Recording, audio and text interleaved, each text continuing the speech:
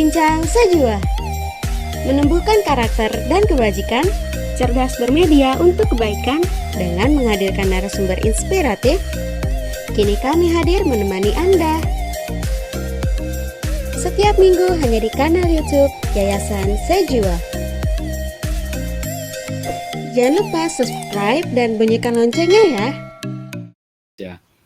Saya melihat Romo Mangun ini kan memang sosok pendidik yang sangat visioner.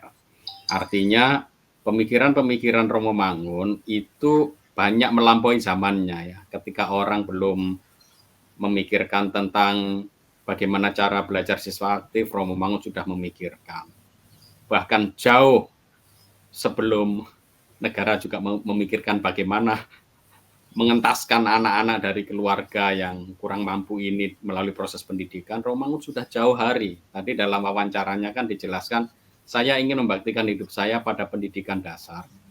Karena pendidikan dasar ini sangat fundamental untuk proses transformasi seorang individu keluar dari belenggu kemiskinannya. Karena kemiskinan ini sebenarnya bukan bawaan lahir ya. Kemiskinan ini adalah sebuah sistem yang memang membuat anak-anak ini tidak bisa keluar dari keterpurukannya. Dan itu yang disebut Romo Mangun bahwa pendidikan formal itu bias kelas. Artinya hanya mereka yang terbiasa dengan kosakata, terminologi orang-orang kelas menengah ke atas yang bisa lolos. Sementara anak-anak dari keluarga miskin tidak. Padahal semua anak berhak memperoleh pendidikan, dan dengan pendidikan itu mereka menjadi lebih bermartabat. Itu tadi melarat ning-ningrat, dalam arti bagaimana kita tetap berusaha menjadi orang yang lebih baik dan bagaimana kita tetap membangun harapan sehingga anak-anak ini menjadi tetap bermartabat melalui proses pendidikan. Dan kalau kita lihat konsep-konsepnya Romo Mangun sekarang ini masih sangat-sangat relevan sekali.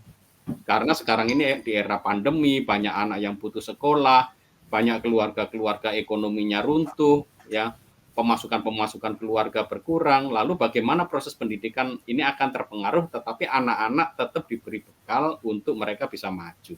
Jadi ini salah satu legasi yang menurut saya sampai sekarang masih perlu dihidupkan di masyarakat kita. Bagaimana Romo Mangun mengajarkan pendidikan yang kontekstual, yang memerdekakan. Saya rasa Romo Mangun itu bacaannya sangat banyak. Saya kalau membaca novel-novel Romo Mangun dan pemikirannya ini, Romo Mangun ini memiliki cara berpikir yang out of the box memang. Makanya Giwar itu menjadi out of the box. Sebagai salah satu contoh ya, dulu kan kenapa Romo Mangun memulainya dari arsitektur, lalu dari arsitektur Romo Mangun itu menggambar gereja-gereja.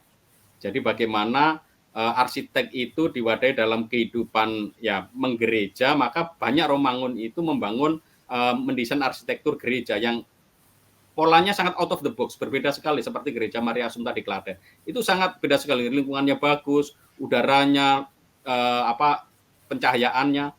Tetapi setelah itu, setelah pada level bangun mendesain gereja yang benar-benar gereja fisik, Romo Mangun itu berubah dia ke Kalicode, kemudian ke Kedung Ombo. Jadi konsepnya Romo Mangun tentang gereja itu sudah nggak terbatas lagi untuk gambar gereja yang memang tempat ibadah, tetapi tempat di mana manusia bisa hidup dan bisa bersyukur atas kebaikan Tuhan itu di alam. Maka ketika ada kerusakan alam, kemudian bagaimana manusia tercerabut dari alamnya, ini bagi Romo Mangun nggak masuk akal sekali. Bagaimana manusia bisa bermartabat, bisa memiliki tadi mataharinya yang di luar itu dimensi spiritual orientasi, bagaimana manusia bertumbuh kemartabatannya sebagai rasa syukur, sebagai ciptaan Tuhan, kalau dirinya itu dikatakanlah ya, disia-sia, dianiaya, dipinggirkan, tidak dihargai martabatnya.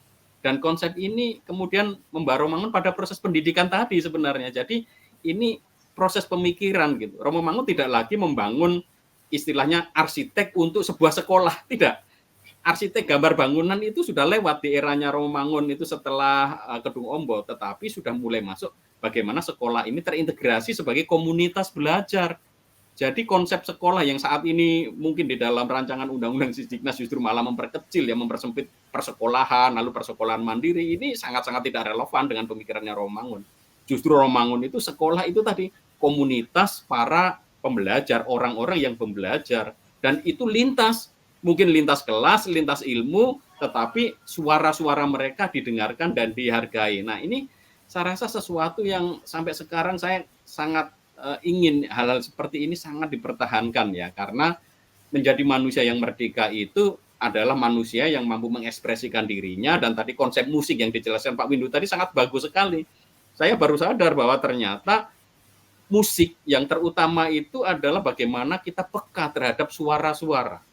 Dan sebenarnya bukan hanya suara alat-alat, tetapi bagaimana suara hati kita, suara penderitaan orang lain, suara kesulitan-kesulitan orang lain, ini kan mengasah keterampilan.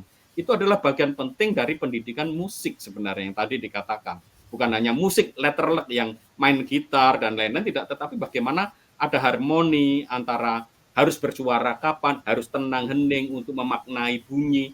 Ini sesuatu yang bagi saya sangat luar biasa. Seandainya proses pendidikan saat ini yang di Mangunan masih tetap setia kepada jalurnya yang memang diawali oleh Romangun seperti itu, saya rasa akan menjadi semakin maju. Dan mungkin yang terakhir terkait tantangannya, memang tidak mudah ya tantangan di masa sekarang, karena mungkin Romangun itu lebih banyak memberikan out of the box ya, proses-proses pendidikan yang sifatnya alternatif. Jadi dia itu alternatif pendidikan. Bagaimana dengan cara yang lain mereka tetap sama melakukan proses pendidikan. Nah, inilah yang memang harus diuri-uri, dijaga oleh teman-teman di dinamika edukasi dasar.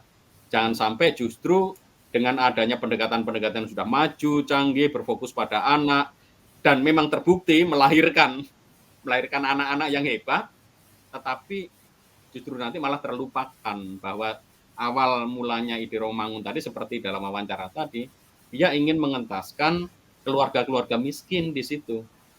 Karena saya yakin bukan hanya keluarga miskin yang ingin pendidikan yang bagus seperti yang digagas Romangun, keluarga-keluarga kelas menengah ke atas itu mau. Bahkan mereka mau membayar mahal untuk pendidikan ala Romangun ini.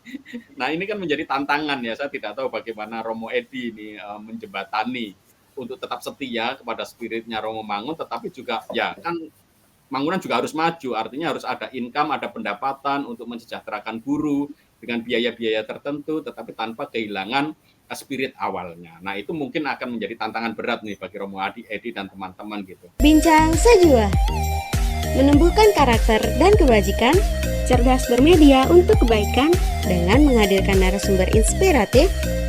Kini kami hadir menemani Anda. Setiap minggu hanya di kanal YouTube Yayasan Sejua. Jangan lupa subscribe dan bunyikan loncengnya ya.